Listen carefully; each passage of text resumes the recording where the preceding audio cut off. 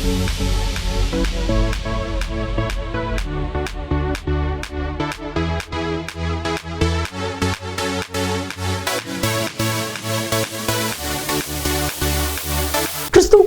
பிரியமான தெய்வ பிள்ளைகளை வெளிப்படுத்தின விசேஷம் பரலோகத்தின் சில காட்சிகள், கர்த்தராகிய இயேசு கிறிஸ்துவனுடைய வருகை, பூமியின் ராஜ்யங்களுடைய வரலாற்றினுடைய முடிவுகள், இவைகளை வெளிப்படுத்துவது தான் வெளிப்படுத்தின விசேஷம். இதனுடைய ஆசிரியர் அப்போஸ்தலனாகிய யோவான் பத்மத்துவில் சிறை கைதியாக இருக்கும் பொழுது கிரேக்க மொழியிலே எழுதப்பட்டது. பெரும்பாலும் அடையாள மொழிகளிலே எழுதப்பட்ட இந்த புத்தகம் மதிப்பிற்குரிய டாக்டர் ரெவரண்ட் பால்ராஜ் அதிசயமணி அவர்கள் மூலமாக நமக்கு டிராஸ்டிவின் மக்களுக்கு இது போதிக்கப்படுகிறது. தெய்வ மனிதர், தெய்வனால் பரிசுத்த ஆவியானவரால் வல்லமையாய் பயன்படுத்தப்படுகிற இவர்கள் கருக்கலான சத்தியங்களையும் ஆழமான உண்மைகளையும் மறைவான மறைப்பொருட்களையும் வெளிப்படுத்தி நமக்கு சொல்லி புரியக்கூடிய நல்ல தெய்வ மனிதர். தொடர்ந்து பாருங்கள். கர்த்தர் அன்பு பால்ராஜ் அவர்களை வல்லமையாய் பயன்படுத்தி வருகிறார். இந்த வெளிப்படுத்தின விசேஷம் உங்களுக்கு மிகுந்த பிரயோஜனமாக இருக்கும். கர்த்தர் உங்களை ஆசீர்வதிப்பார். ஆண்டவருடைய பிரசன்னத்தில் மீண்டுமாக உங்களை காணும் பொழுது அதிக மகிழ்ச்சி அடைகிறேன். இந்நாளிலும் உங்கள் மத்தியில் வந்து உறவு கொள்ளவும், ஆண்டவருடைய வசனத்தை பகிர்ந்து கொள்ளவும் தருணம் கொடுத்து ஆண்டவரை துதிப்பதோடு உங்களுக்கு என்னுடைய நன்றியை நான் தெரிவித்துக் கொள்கிறேன். வெளிப்படுத்துகிற விசேஷத்தின் கடைசி செய்திகளுக்கு நாம் வந்திருக்கிறோம். கடந்த தடவை நாம் சந்தித்த பொழுது மோட்சம் என்ற தலைப்பில் ஒரு செய்தியை பார்த்தோம். இன்றைக்கு நரகம் என்ற தலைப்பில் ஒரு செய்தியை பார்க்க இருக்கிறோம். நரகம் என்ற சொல் வேதத்தில் 162 தடவை சொல்லப்பட்டிருக்கிறது. பாவிகளுக்காக இந்த நரகம் சிருஷ்டிக்கப்பட்டது. இது ஆரம்பத்தில் சாத்தானுக்காக உண்டாக்கப்பட்டது. பிறகு சாத்தானை பின்பற்றி சென்றார்களே தூதர்கள், பிசாசுகளாக மாறினார்களே, அவர்களுக்காகவும் இது உருவாக்கப்பட்டது. பிசாசை பின்பற்றிய தூதர்களுக்காக நரகம் சிருஷ்டிக்கப்பட்டது என்பதனாலே ஒருவேளை நாமும் கூட பிசாசை பின்பற்றி வாழ்கிறதாக இருந்தால் நமக்கும் அந்த நரகம்தான் சொந்தம் என்று சொல்லி வேதத்திலிருந்து நாம் விளங்கிக் கொள்கிறோம். அநேகர் ஆண்டவருடைய நியாயத்தீர்ப்புக்காக காத்து கொண்டிருக்கிறார்கள். இந்த நியாயத்தீர்ப்பு முடிந்தவுடனே கர்த்தருடைய பரிசுத்தவான்கள் எல்லாம் மோட்சத்திற்கு போவார்கள். அசுத்தவான்கள் எல்லாரும், பாவிகள் எல்லாரும் நரகத்துக்கு போவார்கள் என்று சொல்லி வேதத்தில் நாம் வாசிக்கிறோம். நரகத்தின் வாய் இன்னும் திறந்து கொண்டே இருக்கிறது என்று சொல்லி வேதத்தில் வாசிக்கிறோம். ஏசாயா 5:14 நாம் பார்க்கும் பொழுது நரகத்தின் வாய் திறந்து கொண்டே இருக்கிறது. ஏனென்றால் அதற்குள்ளே போவதற்கு ஆயத்தமாக இருக்கக்கூடிய மக்களுடைய தொகை விரிவடைந்து கொண்டே இருப்பதினாலே அவர்களை எல்லாம் நரகம் ஏற்றுக்கொள்ள வேண்டுமே, அங்கே இடம் இல்லையே, ஏற்கனவே ஹவுஸ்ஃபுல். எனவே நரகத்தின் வாய் விரிந்து கொண்டே இருப்பதாக ஏசாயா 5:14 நாம் பார்க்கிறோம். அது எப்பொழுதுமே நிறைவடைவதில்லை என்றும் நீதிமொழிகள் 27:30 நாம் காண்கிறோம். ஷியோல், ஹேடீஸ், கஹன்னா, 3 வார்த்தைகள். ஷியோல் என்பது எபிரேய மொழியிலே பாதாளம், கிரேக்க மொழியிலே அந்த வார்த்தை ஹேடீஸ் என்று சொல்லப்பட்டிருக்கிறது. நரகம், கஹன்னா, அக்னிக்கடல் என்று சொல்லப்பட்டிருப்பதாக நாம் வேதத்தில் படிக்கிறோம். நரகம் கீழே இருக்கிறது, பூமிக்கு கீழே இருக்கிறது என்ற கருத்தை ஏசாயா 14:9 எசேக்கியேல் 32:27 எண்ணாகமம் 16:30 முதலாகவும் நாம் பார்க்கிறோம். அது ஒரு தண்டனைக்குரிய இடம். பாவிகள், மனந்திரும்பாதவர்கள், திரும்ப திரும்ப ஆண்டவர் தம்மை குறித்தவர்களுக்கு அறிவித்தும் இருதயத்தை கடினப்படுத்துகிறவர்கள், இவர்களெல்லாம் நரகத்துக்கு போவார்கள். அது ஒரு அக்கினி கடல், தண்டனையின் ஸ்தலம். அங்கே அவியாத புழுக்கள் உண்டு. இன்னும் நரகத்தில் இருக்கிறவர்கள் ஆண்டோடைய சமூகத்தில் இருக்கிறவர்களை அறிந்து கொள்ள முடியும், புரிந்து கொள்ள முடியும். ஆபிரகாமின் மடியிலே லாசர் இருந்தானே, அக்கினி கடலிலே அந்த ஐஸ்வர்யவான் இருந்தானே, ஒருவர் அவர்கள் கண்டுகொள்ளக்கூடிய அளவிலே, புரிந்து கொள்ளக்கூடிய அளவிலே இருந்தது என்று சொல்லி வேதத்திலிருந்து நாம் தெளிவாக விளங்கிக் கொள்கிறோம். நரகத்திலிருந்து ஜெபிக்கக்கூடிய ஜெபத்திற்கு பலனே கிடையாது, அது கேட்கப்பட மாட்டாது என்று சொல்லியும் வேத நமக்கு கற்றுக் கொடுக்கிறது. லூக்கா 16ஆம் அதிகாரத்திலே 27ஆம் வசனத்திலே நரகத்திலே தண்ணீர் கிடையாது, மோட்சத்திலும் தண்ணீர் கிடையாது. ஏனென்றால் மோட்சத்திலே தாகம் இருக்காது, தண்ணீருக்கு அவசியம் இல்லை. ஆனால் ஜீவ தண்ணீருள்ள நதியாகிய பரிசுத்தாவியானவர் மோட்சத்தில் இருப்பதாக நாம் வேதத்தில் வாசிக்கிறோம். இதெல்லாம் நரகத்தை பற்றிய ஒரு சில விளக்கங்கள். அதில் பங்கடைவர்கள் பலர் என்று சொல்லி வெளிப்படுத்தின விசேஷம் 21ஆம் அதிகாரம் 8ஆம் வசனத்திலே பார்க்கிறோம்.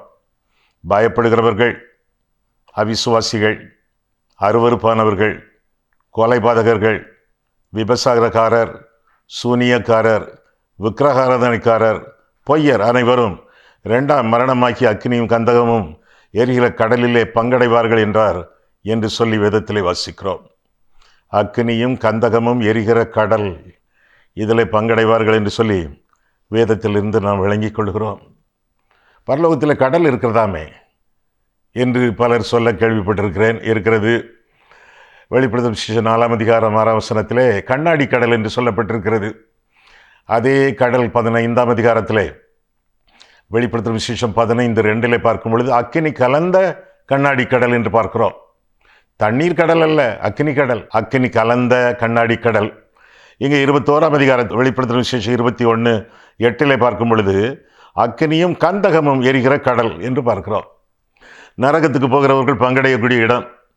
ஆனால் நம்மளை சிலர் சொல்கிறார்கள், ஊழியக்காரர்கள், அறவேக்காட்டு ஊழியக்காரர்கள், அடிக்கடி நான் பரலோகத்துக்கு போகிறேன், அங்கே கடல் இருக்கிறது, அங்கே நான் குளிக்கிறேன், கர்த்தர் என்னை குளிப்பாட்டுகிறார், அவர் தான் என்னுடைய தலையை தோட்டி விடுகிறார், பிறகு பிரேக்ஃபாஸ்ட் தருகிறார், அனுதினம் நான் அப்படி போய் வருகிறேன் என்று சொல்லக்கூடிய ஆசாமிகள் உண்டு. ஏமாற்றுக்காரர்கள், ஏனென்றால் வேதத்தை கற்றறியாதவர்கள், அவர்கள் பிரமிக்கக்கூடிய அளவிலே பொய்யாக நிறைய பொய்களை சொல்லி அவர்களை தங்கள் வசப்படுத்தி அவர்கள் காணிக்கைகளை பிடுங்குவதிலேயே குறிக்கோளாக இருக்கிறார்கள். சட்டியில் இருந்தால் தானே அகப்பையில் வரும், உள்ள ஒன்றும் கிடையாது, சரக்கு கிடையாது, வேதம் கிடையாது. எதையாவது சொல்லி பிரமிக்க பண்ணி ஆட்களை ஏமாற்றி வஞ்சித்து அவர்களை அபகரிக்கிறார்கள் என்பதுதான் நாம் அறிந்து கொள்ளக்கூடிய ஒரு காரியம். அக்கினி கடல், குளிக்க முடியாது சொல்கிறாங்களே, நான் குளிச்சேன்னு சொல்லி அப்படி அந்த கடலை சாடுனா பூரி மாதிரி பொவ்வி திரும்ப அவங்களை கயிறு கட்டி தான் வெளியே இழுக்கணும். பொய்களுக்கு எச்சரிக்கையாக இருங்கள். சரி, நரகத்தின் ஓரளவு விளக்கத்தை நாம் பார்த்தோம். நரகத்துக்கு போன ஒரு மனுஷன், அவனுடைய காரியத்தை குறித்து இந்த நாளிலே நாம் கற்றுக்கொள்வோம். ஏற்கனவே நான் குறிப்பிட்டேனே, ஐஸ்வர்யவான் லாசரு உவமையை பற்றி. அந்த உவமையை பார்ப்போமா? லூக்கா 16ஆம் அதிகாரம் எடுத்துக்கொள்ளுங்கள். லூக்கா 16ஆம் அதிகாரத்திலே அந்த உவமையை, நீளமான அந்த உவமையை ஒரு தடவை வாசித்துவிட்டு நரகத்தின் தன்மை என்ன என்பதை குறித்து நாம் பார்க்க இருக்கிறோம். லூக்கா 16ஆம் அதிகாரம் 19ஆம் வசனம் முதல். ஐஸ்வர்யமுள்ள ஒரு மனுஷன் இருந்தான். அவன் இரத்தாம்பரமும் விலையேறப்பட்ட வஸ்திரமும் தரித்து அனுதினமும் சம்பிரமமாய் வாழ்ந்து கொண்டிருந்தான் என்று சொல்லி வேதத்தில் வாசிக்கிறோம். ஆடம்பரமான ஒரு வாழ்க்கை, ஐஸ்வர்யவான், ஆடம்பரமான ஒரு வாழ்க்கை. ஆடம்பரத்துக்கு வேதம் எதிர்ப்பாயிற்றே. அவர்கள் ஆடம்பரங்களெல்லாம் பாதாளத்துக்கு போகும் என்று சொல்லி வேதத்தில் நான் வாசிக்கிறோமே. தேவனுக்கு தேவை ஆடம்பரம் அல்ல, தேவனுக்கு தேவை அமைதியான எளிமை, எளிமையின் வாழ்க்கை, சிம்பிள் லைஃப். ஆண்டவருக்கு எத்தனை அங்கி இருந்தது என்று எண்ணுகிறீர்கள்? ஒரே அங்கி தானோ? ஒரு அங்கி போலத்தான் தெரிகிறது. ஒரே அங்கியோடு ஆண்டவர் ஞானஸ்நானம் பெற்றார், கரையேறினார். அந்த அங்கியிலிருந்து தண்ணீர் தொப்பு தொப்பாக கீழே சொட்டி கொண்டிருக்கிறது. உடனடியாக பிசாசினாலே ஆண்டவர் சோதிக்கப்படுகிறதற்கு வனாந்தரத்திற்கு கொண்டு போகப்பட்டார். மத்தேயு 4:1 கொண்டு போகப்பட்டார் என்ற வார்த்தையை விட விரட்டப்பட்டார் என்று சொல்வது சால சிறந்த மொழிபெயர்ப்பாகும். ஆவியானவராலே கொண்டு போகப்பட்டார். ஒரே அங்கி, சொட்டு சொட்டாக தண்ணீர் கீழே விழுந்து கொண்டிருக்கிறது. ஓட்டமும் நடையுமாக ஆண்டவர் வனாந்தரத்திற்கு போனார். ஒரே அங்கி, எளிமையான ஒரு வாழ்க்கை என்று சொல்லி வேதத்தில் வாசிக்கிறோம். அவரை பின்பற்றுகிறவர்கள், உண்மையாக அவரை நேசித்து பின்பற்றுகிறவர்களும் எளிய வாழ்க்கை தான் வாழ்வார்கள், ஆடம்பர வாழ்க்கை வாழ மாட்டார்கள். இன்றைக்கு கிறிஸ்தவ டிவிகளில் வரக்கூடிய சில பாடல்களை நான் பார்க்கிறேனே, எவ்வளவு ஆடம்பரம்! ஒரு பாடலிலே 4 கவிகள், 5 கவிகள், 6 கவிகள் வருகிறது என்றால் ஒரு கவிக்கு ஒரு ஆடை அல்லவா அணிகிறார்கள். 6 சேலை அல்லது 6 கால் சட்டை, ஒரே பாடல். இத்தனைக்கும் அவர்கள் பாடவில்லை, அவர்கள் ஸ்டுடியோவில் தான் பாடினார்கள், அல்லது அவர்களுக்காக வேறு யாரோ பாடினார்கள். அதெல்லாம் ரெக்கார்டட், ஏற்கனவே பதிவு செய்யப்பட்டவை. இப்போ கேமராவுக்கு முன்னால் நின்று வாயசைக்கிறார்கள், அவ்வளவுதானே ஒழிய பாட்டு பாடவில்லை. ஏற்கனவே பாடப்பட்டது. அந்த வாயசைப்புக்கு 6 சேலைகள், 6 பேண்ட் ஷர்ட். இது என்னது? எளிமையான வாழ்க்கையா? அழகாக இருக்கிறதோ தோற்றம்? இல்லை, எனக்கு அருவருப்பாக இருக்கிறது. ஆடம்பர வாழ்க்கையை தவிர்த்து விடுங்கள். ஒரு பெரிய ஊழியக்காரன் இருந்தான். அவனை பெரிய ஊழியக்காரன் என்று ஆண்டவர் தான் சொன்னார். ஸ்திரீகளிடத்தில் பிறந்தவர்களில் யோவானை பார்க்கலும் பெரியவன் ஒருவனும் கிளம்பினதில்லை என்று சொல்லி ஆண்டவர் சொன்னார். மத்தேயுவிலே நாம் அவனை குறித்து நாம் பார்க்கிறோம். 11ஆம் அதிகாரத்தில் பெரிய ஊழியக்காரன். அவன் எங்கே இருக்கிறான்? வனாந்தரத்தில் கூப்பிடுகிறவனுடைய சத்தம் அப்படின்னா அட்ரஸ் இல்லாத ஆசாமி என்பது பொருளாகும். அவன் வனாந்தரத்தில் கூப்பிடுகிறவனுடைய சத்தம், ஒட்டக மயிராடை, காட்டுத்தேன், வெட்டுக்கிளி, இதெல்லாம் அவனுடைய ஆகாரம் என்று சொல்லி வேதத்தில் வாசிக்கிறோம். எளிமையான ஒரு வாழ்க்கை தேவதாசர்கள் எல்லாம் வாழ்ந்தார்கள் என்று சொல்லி வேதத்தில் வாசிக்கிறோம். வெள்ளாட்டுத்தோல், செம்மறியாட்டுத்தோல், ஒட்டகத்தோல், இவற்றையெல்லாம் ஆண்டவருடைய ஊழியக்காரர்கள் போர்த்து கொண்டு அலைந்தார்கள் என்று சொல்லி வேதம் கற்றுக் கொடுக்கிறது. குறிப்பாக எபிரேயர் 11ஆம் அதிகாரத்தில் எளிய வாழ்க்கை அவர்கள் வாழ்ந்தார்கள் என்று சொல்லி வேதம் நமக்கு விளக்குகிறது. இந்த மனுஷனோ ஆடம்பரமான வாழ்க்கை. இந்த மனுஷனை பின்பற்றக்கூடிய பெயர் கிறிஸ்தவர்கள் இன்றைக்கு ஏராளம். எளிய வாழ்க்கை வாழுங்கள். எளிய வாழ்க்கை இனிய வாழ்க்கை, கர்த்தருக்கு பிரியமான பிரீதியான வாழ்க்கை என்று சொல்லி வேதத்தில் வாசிக்கிறோம். அடுத்த வசனம் பாருங்க. லூக்கா 16 திறந்தே வைத்துக் கொள்ளுங்கள். வேதம் உங்களுடைய கையிலே மடியிலே மேஜையில் இருக்க வேண்டும். லூக்கா 16:20. லாசர் எனும் பெயர் கொண்ட ஒரு தரித்திரனும் இருந்தான். தரித்திரன்னா ஏழை. அவன் பருக்கள் நிறைந்தவனாய், அவன் ஒரு நோயாளி. அந்த ஐஸ்வர்யனுடைய வாசல் அருகே கிடந்து, எந்த வாசல்? வீட்டு வாசலா அல்லது கேட் வாசலா? வாசல் அருகே கிடந்து அவனுடைய மேஞ்சிலிருந்து விழும் துணிக்கைகளினாலே தன் பசி ஆற்ற ஆசையாயிருந்தான். நாய்கள் வந்து அவன் பருக்களை நக்கிற்று என்று சொல்லி வேதத்தில் வாசிக்கிறோம். நாயை கூட விரட்ட முடியவில்லை, அவ்வளவு தூரம் அவன் பலவீனனாக இருந்தான் என்று சொல்லியும் அந்த இடத்திலிருந்து நாம் புரிந்து கொள்ளலாம்.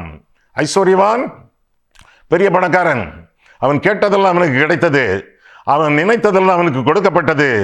அக்கறை இல்லாத ஒரு வாழ்க்கை. தரித்திரனை குறித்து அக்கறை இல்லாத வாழ்க்கை என்று சொல்லி அவனை குறித்து பார்க்கிறோம்.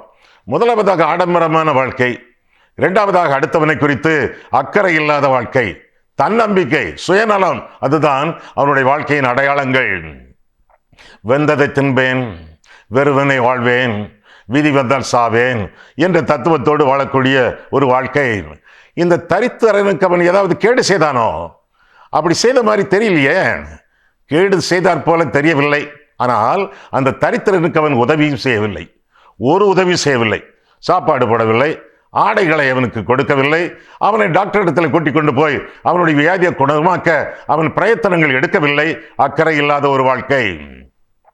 சில சமயங்களிலே பாவம் செய்வது பாவம், சில சமயங்களிலே நன்மை செய்யாதது பாவம். சின் ஆஃப் ஒமிஷன், அது இந்த மனுஷனுடைய வாழ்க்கையில் காணப்பட்டதாக வேதத்தில் வாசிக்கிறோம். நரகத்தில் கிடக்கக்கூடிய ஒரு மனுஷனை பார்த்து கொண்டிருக்கிறோம். இந்த வாழ்க்கை எப்படி வாழ்க்கை என்று சொல்லி உங்கள் மத்தியிலே கலந்துரையாடி கொண்டிருக்கிறேன். ஒன்று ஆடம்பரமான வாழ்க்கை, இரண்டாவதாக அக்கறை இல்லாத வாழ்க்கை, மூன்றாவதாக அக்கினி ஜுவாலையான வாழ்க்கை. அந்த ஜுவாலையிலே தங்கி தாபரிக்கக்கூடிய அளவிலே இந்த ஐஸ்வர்யவானுக்கு வாழ்க்கை கொடுக்கப்பட்டது என்று சொல்லி வேதத்தில் வாசிக்கிறோம்.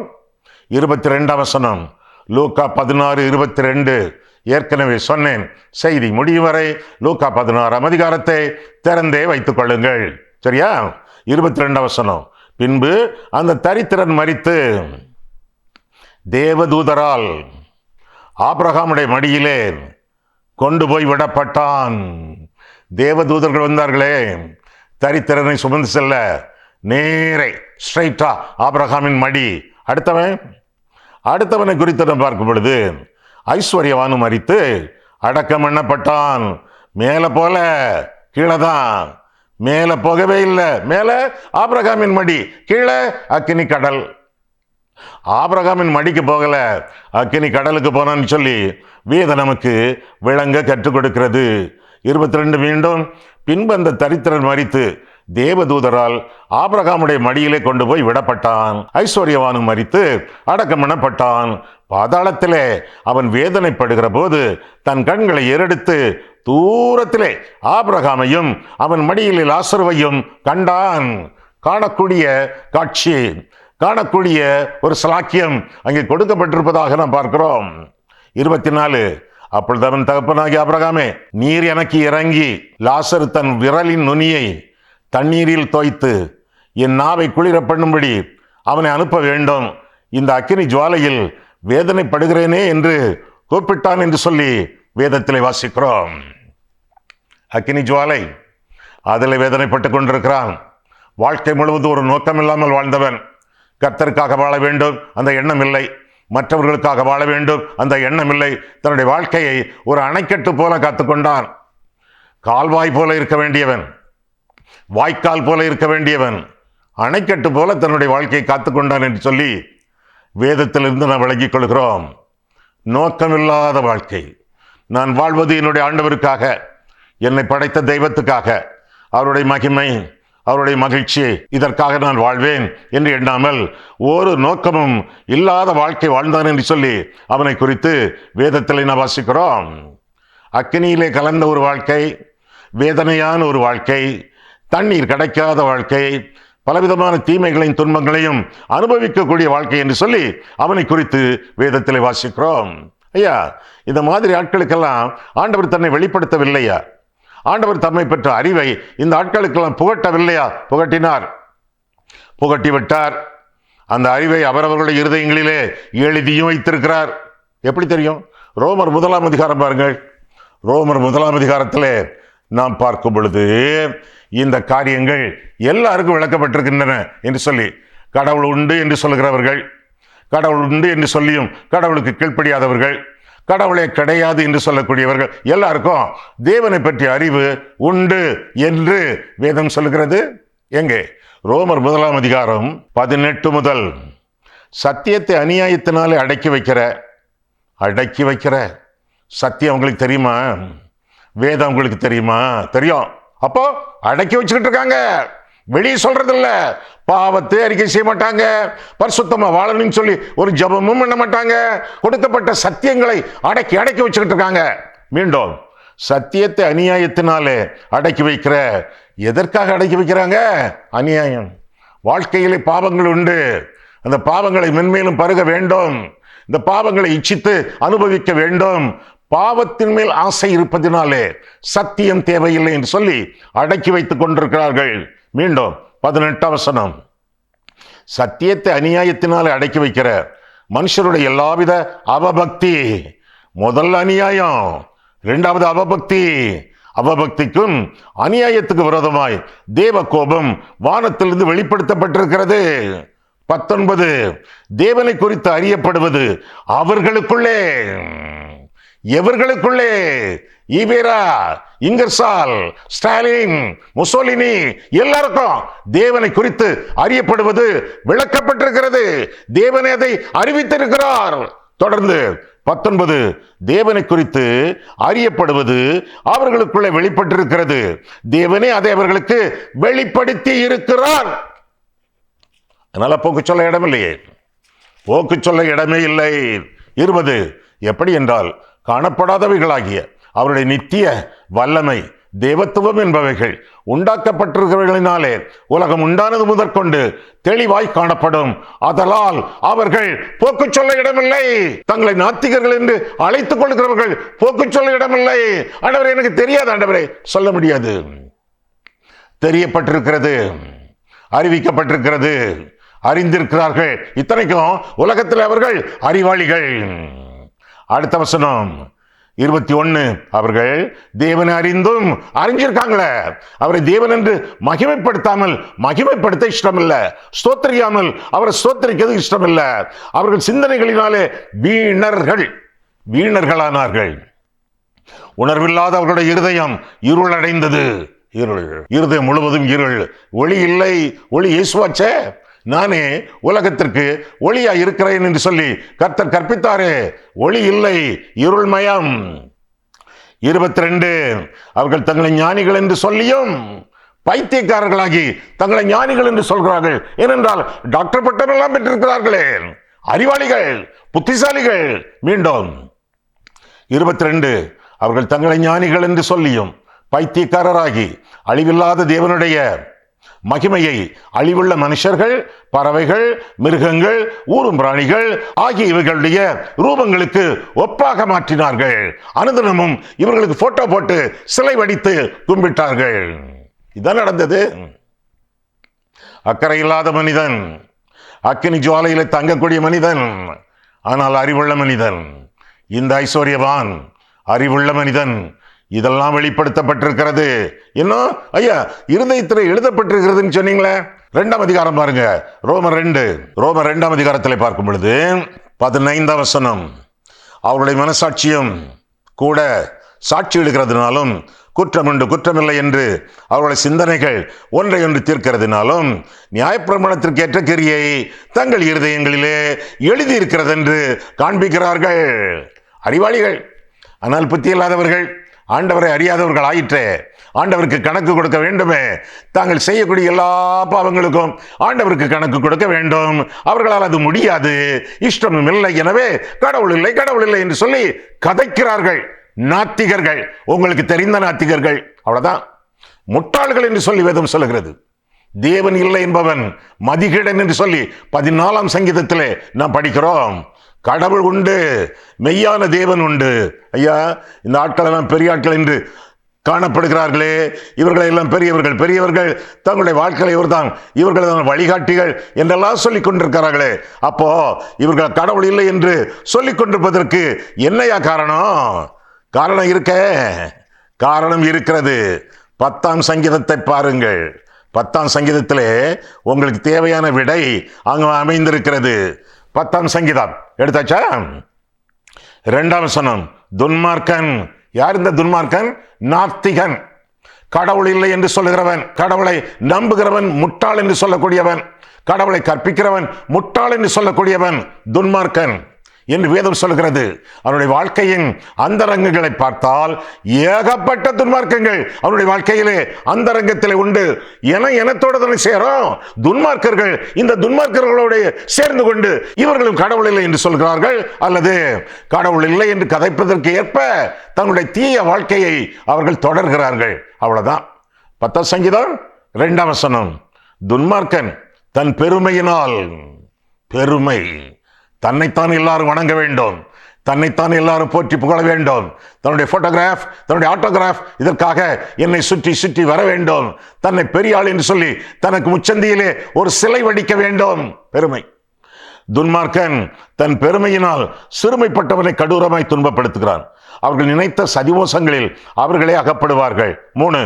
துன்மார்க்கன் தன் உள்ளம் இச்சித்ததை, இச்சை கவச்சியஸ்னஸ், லஸ்ட். துன்மார்க்கன் தன் உள்ளம் இச்சித்ததை பெற்றதினால் பெருமை பாராட்டி, மீண்டும் பெருமை, கர்வம், திமிர், தாழ்மைக்கு எதிரானது. 2 காரணங்கள் அங்கே சொல்லப்பட்டிருக்கின்றனவே. 1 பெருமை, இருமாப்பு. 2வதாக இச்சையினாலும் இருமாப்பினாலும் கடவுள் இல்லை என்று கதைக்கிறார்களே ஒழிய இருதயத்தின் ஆழத்திலே தெய்வம் உண்டு என்று எழுத பெற்றவர்கள் அவர்கள். சரி, இப்பேற்பட்ட நிலைமை இந்த மனுஷனுடைய வாழ்க்கையிலும் காணப்பட்டதாக பார்க்கிறோம். இவனுக்கு அறிவு உண்டு என்று சொல்லி இந்த மனுஷனை குறித்து நாம் வேதத்திலே வாசிக்கிறோம். என்னென்ன அறிவு உண்டு? தகப்பனாகி ஆபிரகாமே என்று சொல்கிறானே, ஆபிரகாமை பற்றிய அறிவு உண்டு. அவன் விசுவாசிகளின் தகப்பன் என்ற அறிவு உண்டு. அவனை இவனும் தகப்பனை என்று சொல்லி பார்க்கிறான் என்ற அறிவும் உண்டு.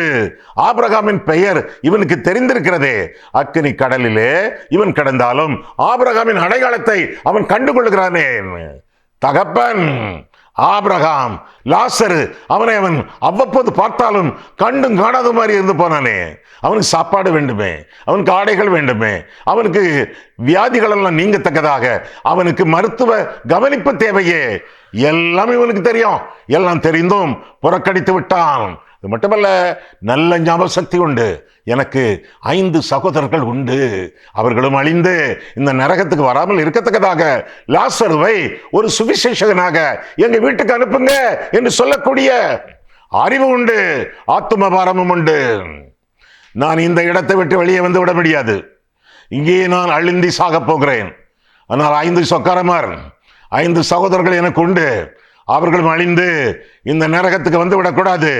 லாசருவை அனுப்புங்க, அவன் போய் சுவிசேஷம் சொல்லட்டும், மனம் திரும்புவாங்களே என்று சொல்லி நரகத்தில் இருக்கக்கூடிய மனுஷனுக்கு ஆத்தும பாரம்.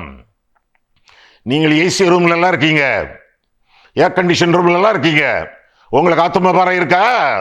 இந்த ஆளு நரக அக்கினியில வேதனை பட்டுக்கிட்டு இருக்கான், இவனுக்கு ஆத்தும பாரம் இருந்தது என்று சொல்லி அவனை குறித்து வேதத்தில் நாம் வாசிக்கிறோம். ஆத்தும பாரம் இருந்தது, ஆனா டூ லேட், காலம் கடந்து விட்டது, இனி ஒண்ணுமே செய்ய முடியாது என்று சொல்லி ஆபிரகாம் பதிலளிப்பதாக நாம் வேதத்தில் வாசிக்கிறோம். 25 பாருங்கள், 25.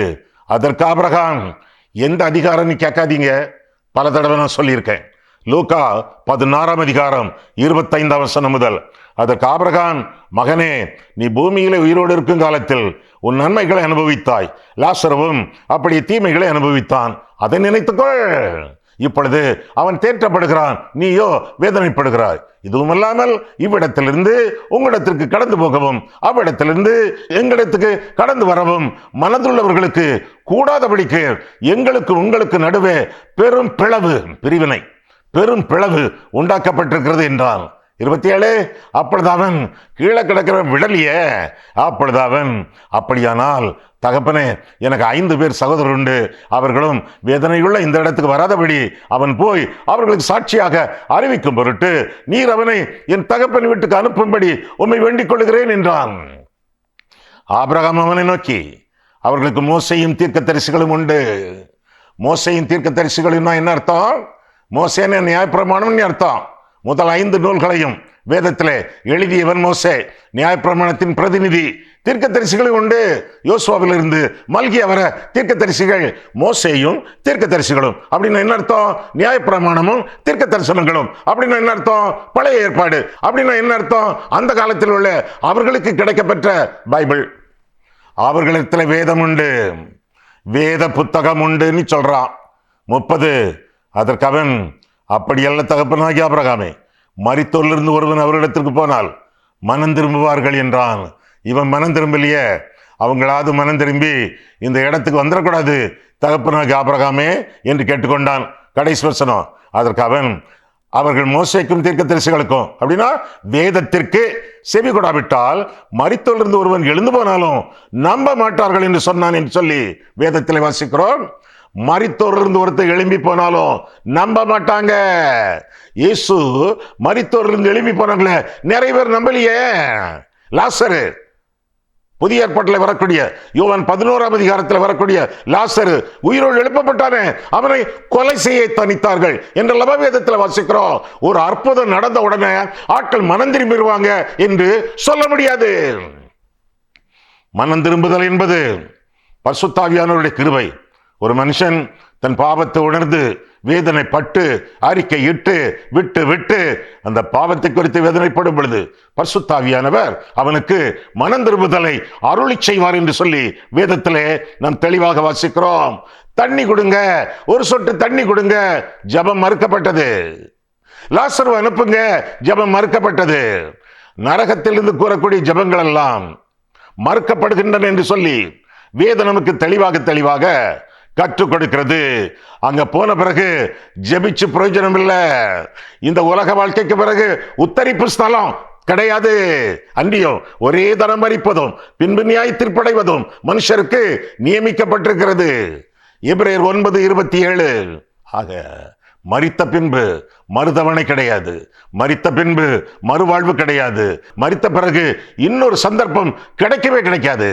உலகத்தில் இருக்கும் நாட்களிலேயே, உயிரோடு இருக்கும் நாட்களிலேயே பாவத்திலிருந்து மனம் திரும்பி கிறிஸ்து சிலுவையிலே முடித்து வைத்த ரட்சிப்பை விசுவாசத்தோடு வாழ்க்கையில பெற்றுக்கொண்டு அவருக்கு உண்மை யுத்தமாக இந்த உலகத்தில் ஜீவிக்கும் பொழுது நரகத்துக்கு தப்பி ஆண்டவருடைய பிரசன்னத்துக்கு மோட்சத்துக்கு செல்லலாம். இந்த மனிதன் ஆடம்பரமான வாழ்க்கை, அக்கறையில்லாத வாழ்க்கை, அக்கினி கடலின் வாழ்க்கை, நிறைய அறிவுள்ள வாழ்க்கை, ஆத்துமபாரம் இருந்த ஒரு வாழ்க்கை, அங்கீகரிக்கப்படாத ஒரு ஜபம் அவருடைய வாழ்க்கை, ஆக்கினை தீர்ப்புக்கு சொந்தமான வாழ்க்கை. அந்த வாழ்க்கை நமக்கு வராமல் இருக்கத்தக்கதாக இன்று அவருடைய சத்தத்தை கேட்பீர்களாகில், வனாந்தரத்தில் கோபம் மூட்டின போதும் சோதனை நாளிலும் நடந்தது போல உங்கள் இருதயத்தை கடினப்படுத்தாதேயுங்கள். கண்களை மூடுவோம், கர்த்தரை பார்ப்போம். அன்புள்ள ஆண்டவரே, உம்முடைய வசனங்களை ஆராயவும், எங்கள் வாழ்க்கையை ஆராயவும் உம்முடைய சந்நிதியிலே எங்களை வழிநடத்தினீர். அதற்காக ஸ்தோத்திர சுவாமி.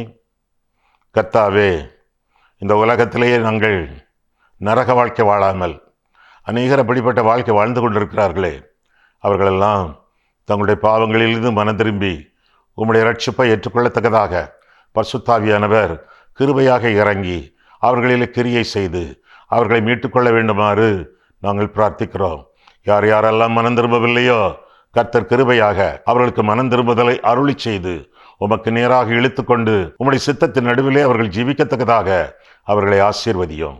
இயேசு கிறிஸ்துவின் நாமத்தில் ஜெபிக்கிறோம் பிதாவே, ஆமென்.